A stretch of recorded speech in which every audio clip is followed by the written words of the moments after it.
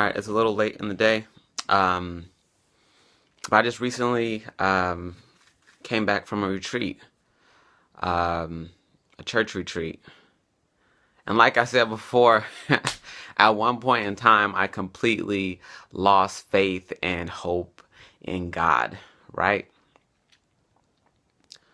But one thing that dawned on me, not at the retreat, coming back from the retreat, was all the things that had transpired after I had my worst period. Don't laugh at that. Cut! Start over. Alright. After I had the worst time in my life, I thought about what became of that worst time in my life. And I look back and I go, yo, that needed to happen. And for a long time, I don't think that ever really crossed my mind.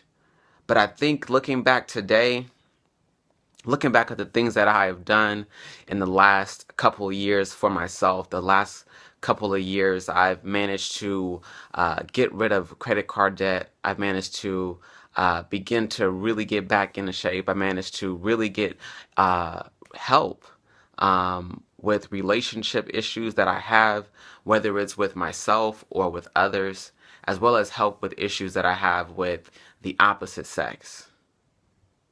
And I think that all that was great, because without that situation having happened, I would have never made these changes in my life. I would have never thought them necessary. I would have never dedicated myself to them the way that I dedicated myself to them. So in a way, I have to be grateful now, because I wasn't a year ago.